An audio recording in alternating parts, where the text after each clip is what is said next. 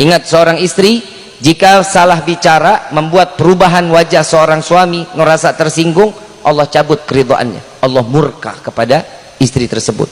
Ada satu kisah Siti Fatimah binti Muhammad Rasul sallallahu alaihi wasallam. Assalamualaikum warahmatullahi wabarakatuh. Sahabat NS20 Channel. Fatimah Az-Zahra merupakan putri bungsu Nabi Muhammad sallallahu alaihi wasallam dengan Siti Khadijah. Beliau merupakan sosok yang dijanjikan surga oleh Allah Subhanahu wa taala. Bahkan dalam sebuah hadis disebutkan, jika Fatimah Az-Zahra merupakan salah satu pemuka wanita ahli surga. Pemuka wanita ahli surga ada 4. Yang pertama Maryam binti Imran, Fatimah binti Rasulullah sallallahu alaihi wasallam, Khadijah binti Khuwailid, dan Asiyah istri Fir'aun. Hadis riwayat Muslim. Baju Sayyidah Fatimah berwarna hitam. Jika dia keluar rumah, semua akan tertutup. Tidak ada perbedaan antara depan dan belakang, hanya ada satu lubang kecil untuk melihat jalan. Dia belum pernah melihat lelaki lain, dan lelaki lain juga belum pernah melihatnya. Karena memang memiliki takdir ahli surga, Fatimah Az-Zahra kelak akan diangkat derajatnya oleh Allah Subhanahu wa taala saat hari akhir tiba. Fatimah Az-Zahra kelak akan menunggangi sebuah unta yang dikawal oleh beberapa malaikat di setiap sisinya. Selain itu, ia dijaga langsung oleh Allah Subhanahu wa taala. Fatimah Az-Zahra kelak akan melewati padang mahsyar dengan unta tersebut. Selain itu, beliau juga akan memancarkan cahaya dari wajahnya. Malaikat Jibril kelak akan meminta semua makhluk yang berkumpul di padang mahsyar untuk diam saat Fatimah akan melintasi jembatan Shirathul Mustaqim. Wahai seluruh makhluk, tundukkanlah mata dan pandangan kalian, karena Fatimah Az-Zahra, putri Rasulullah dan istri dari Ali bin Abi Thalib, akan segera melintas, kata malaikat Jibril. Saat sang wanita mulia ini ingin melewati jembatan tersebut, di mana kobaran api menjadi padam dan udara pun menjadi sejuk luar biasa. Pada saat Sayyidah Fatimah berjalan sambil menunggangi unta itu, malaikat Jibril akan berjalan di sisi kanan beliau, lalu malaikat Mikail berjalan di sisi kiri unta itu.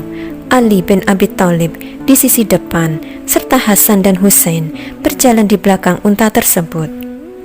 Pada saat itu, semua golongan manusia, baik para nabi, para syuhada, dan lainnya menundukkan pandangannya sebagai penghormatan kepada Fatimah Az-Zahra. Kelak, Sayyidah Fatimah akan ditempatkan di arsy Allah Subhanahu wa taala. Ia kemudian diminta untuk memohon apapun oleh Allah Subhanahu wa taala. Wahai putri kekasihku, mohonlah, karena akan dikabulkan segala sesuatu yang engkau inginkan. Berikan syafaat, karena akan diterima syafaatnya orang yang engkau beri syafaat. Sumpah demi kemuliaan dan keagunganku, aku pasti akan membalas kezaliman setiap orang yang zalim. Firman Allah Subhanahu wa ta'ala. Lalu Sayyidah Fatimah Az-Zahra berkata, wahai Tuhanku dan Tuanku, keturunanku dan pengikutku, pengikut keturunanku, pecintaku dan pecinta keturunanku. Selanjutnya Allah Subhanahu wa ta'ala akan mencari pengikut Fatimah Az-Zahra untuk diberikan syafaat sepertinya. Allah berfirman, di manakah keturunan Fatimah dan pengikut Fatimah? Di manakah para pecinta Fatimah?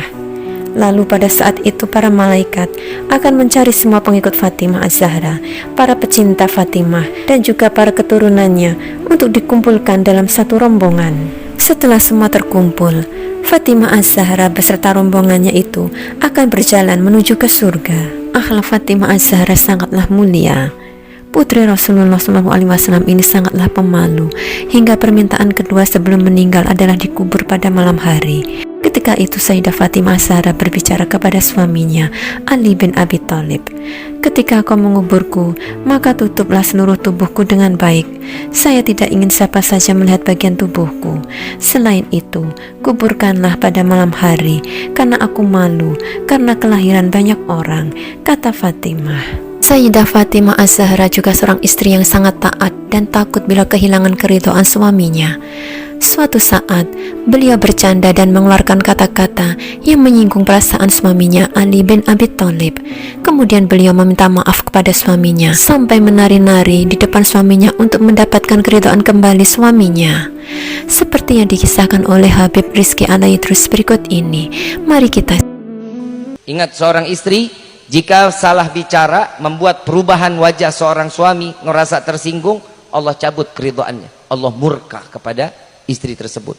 Ada satu kisah Siti Fatimah binti Muhammad Rasul sallallahu alaihi wasallam. Beliau sedang senda gurau.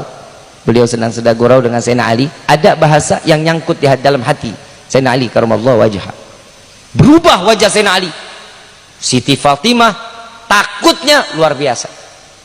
Segala cara dia udah lakuin sampai akhirnya selesai, dia datang kepada Nabi Muhammad sallallahu alaihi wasallam. Beliau cerita, "Wahai ayahku, wahai Rasulullah, tadi aku kan bercanda.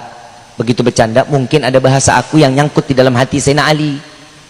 Beliau mukanya berubah. Nabi ikut berubah mukanya. Langsung berubah wajah Nabi. Minta maaflah engkau kepada suamimu. Tatkala engkau tidak meminta maaf, Allah akan laknat dirimu. Ini anaknya Nabi, putrinya Nabi. Apa kata Siti Fatimah? Lalu saat aku meminta maaf, sudah wahai ayahku, aku dengan cara menari-nari entah berapa ratus atau berapa ribu putaran aku menari-nari di hadapan suamiku Ali sampai keluar senyuman kembali. Nari, joget, kalau kita bilang belaga gila. Bapak istri ada yang begitu, Pak. Salah ngomong terus joget-joget kayak orang gila, ada yang begitu. Ada. Semarah-marahnya kita, Pak, istri pasti bilang, "Ya udah kalau gitu anterin saya pulang ke rumah orang tua saya." Tuh. Ini apa kata Rasulullah? Jika seorang suami wajahnya tetap menunjukkan wajah marahnya, maka sesungguhnya Allah tidak akan pernah ridho apapun yang kau lakukan sebelum mendapatkan keridhaan dari seorang suami. Tuh, repot nggak jadi istri? Hoi, hoi, repot kagak? Enggak. Lu jadi istri mah lu repot. Lu memang bapak ngeluarin duit repot buat istri, Pak? Enggak kan? Kewajiban enggak? Saat kasih duit ikhlas enggak? Ridho enggak? Pernah enggak dia beli sesuatu untuk nyenengin bapak?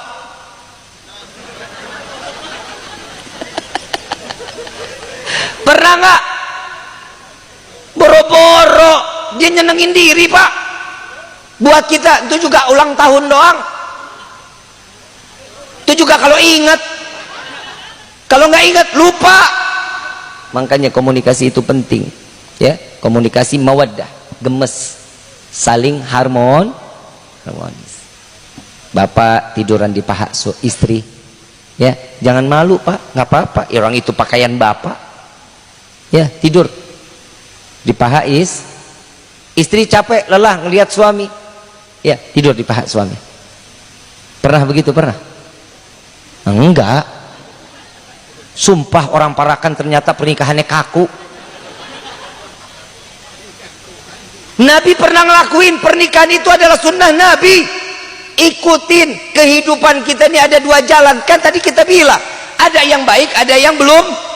Mau ikut baik apa mau belum baik? Mau ikut yang baik, ikutin cara Nabi. Ntar pulang tidur di paha suami, Bu.